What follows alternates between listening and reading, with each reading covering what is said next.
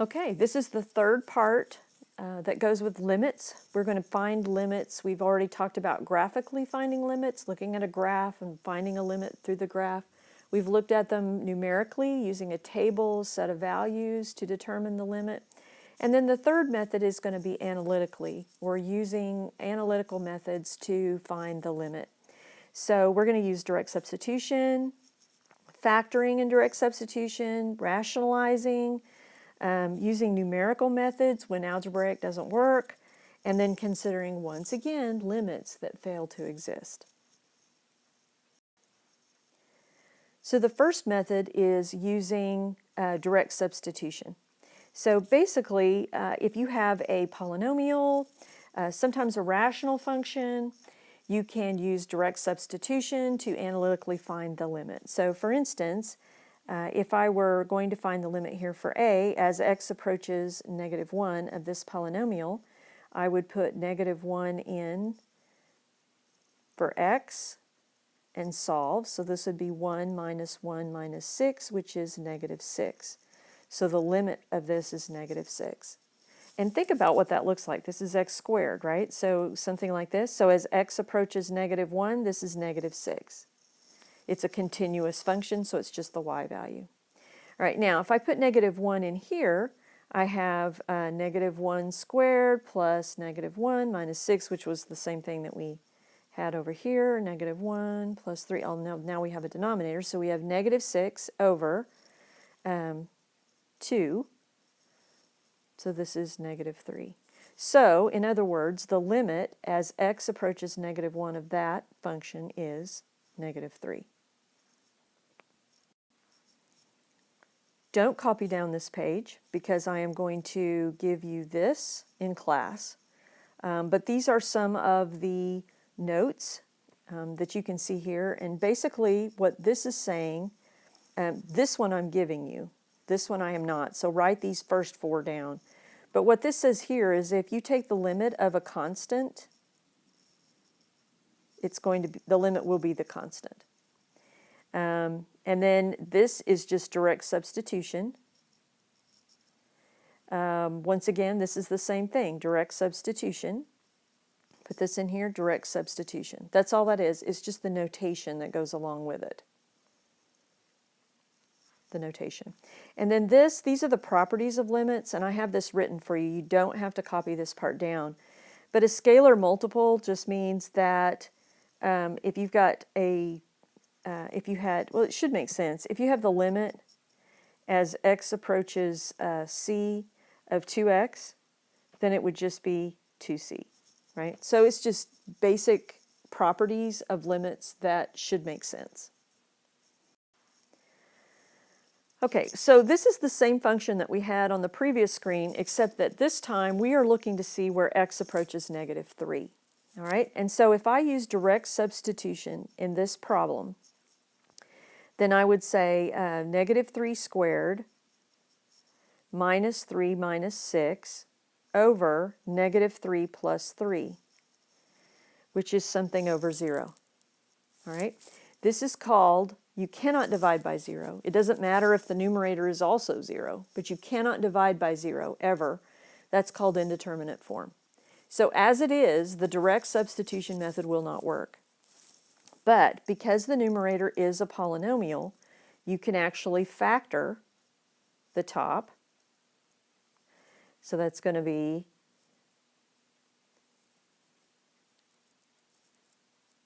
that, right? And just as you would have a rational function, this is a form of 1. And so those would cancel, right? We know that x it does not exist at -3. Right? But then we could use direct substitution, and that would be -5. Right? So that algebraically is the limit, and you can see it here. If it approaches from the left, it's -5. If it approaches from the right, it's -5. So numerically, this checks out as well.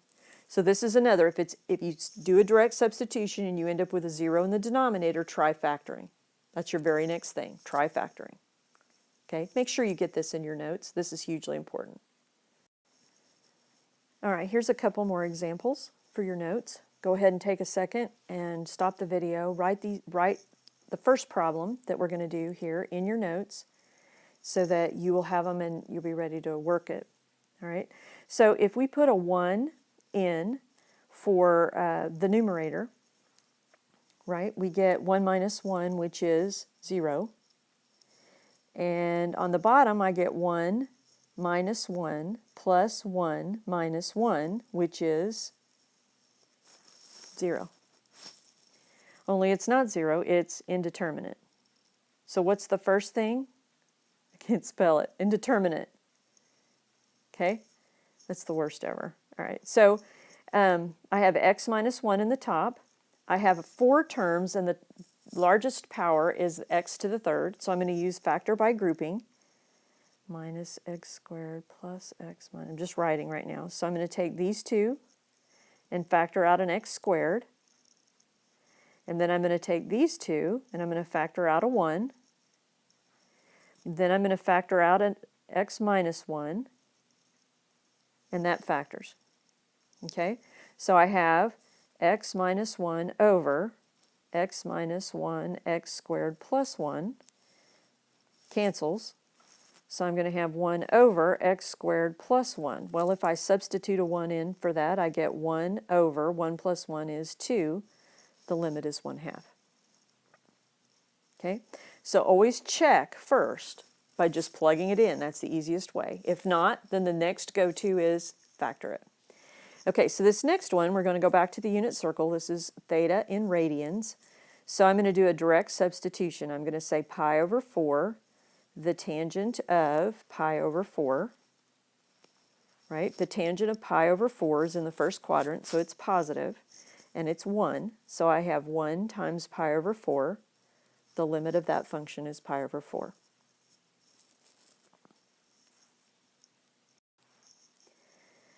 Now, if you have an indeterminate form, which you do on this problem, because if you put 0 in for x, you get anything over 0. I don't even have to put it in the numerator to know that.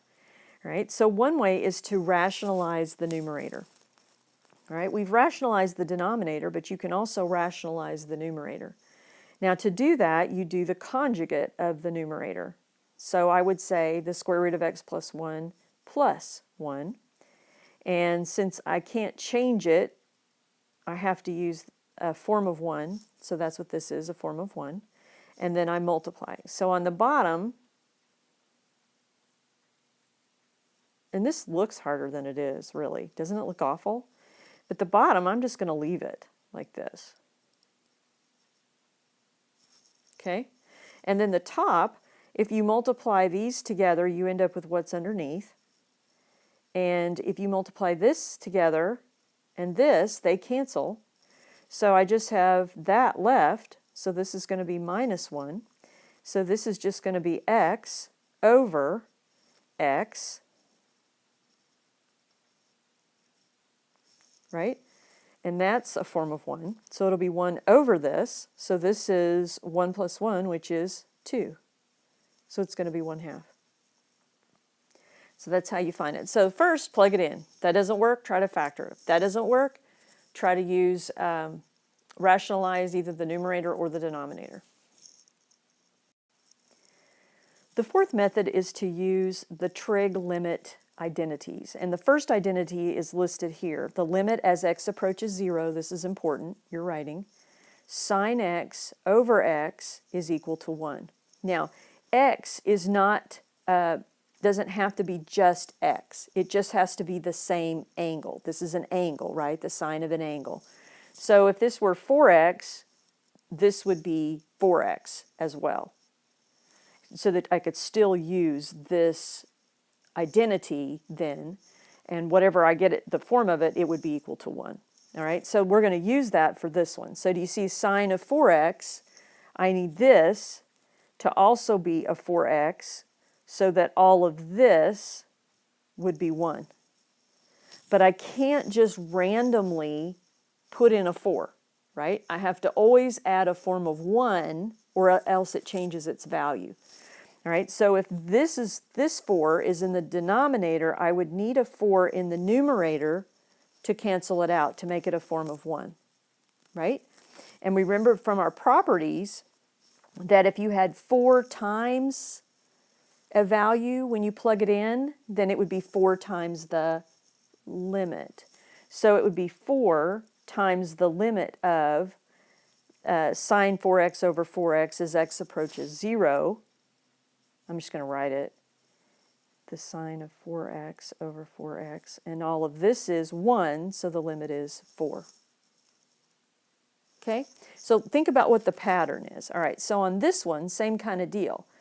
I need this value needs to be a 5. All right, so let's pull that out. We'll say the limit as x approaches 0 of 1/5 sine of 5t, right, over t. Oh, 1/5, 1/3, sorry. This is a 1/3. Let me just erase it. I don't know where the 5, I'm getting ahead of myself. That's what the deal is here. All right, so I bring out this 1/3. That's 1/3 here. All right, then I have 5t over t. I need this to be a 5, right? So that this can be 1, right? So, but I can't just add a random 5. I have to do a 5 here. So remember that the limit as x approaches 0 of this is 1. So it's going to be 5/3 times 1, which is 5/3. Takes a little practice, but I think you can get it. The other trig limit identity is this one at the top. As x approaches 0 of 1 minus cosine x over x, that is equal to 0. Okay, so I have something very similar to that down here. It looks pretty similar. In fact, if I factored out a 3 from the numerator, it's going to look really close.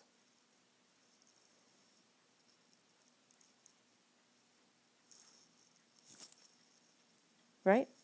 So if I factor out that 3, I know that the limit, 3 times the limit as x approaches 0 of 1 minus cosine x over x, this whole thing is 0, so my limit is 0. Okay? So be sure you have these properties, that these 4 techniques that we talked about in your notes. And here is a summary that you need to have in your notes of the strategies for solving a limit problem. Step 1, always begin with direct substitution. If you reach an indeterminate form, meaning that there is a 0 in the denominator, then try to simplify it or find forms of 1 and cancel. Step 3, try to rationalize either the numerator or the denominator. And step 4, if none of those work, or you're in something that can't be analyzed analytically, then you will need to go back numerically, use your calculator, and form a table and see if there is a limit at that point. A lot of times, if you're having trouble with the algebra, putting it in numerically into a calculator actually helps to clarify the issue. So be sure that you go back through your notes, pull out the key ideas, maybe even write a summary. You definitely want to have these strategies written in your notes. I'm going to be checking them when we come to class, and they will help immensely with your homework. So I will see you in class.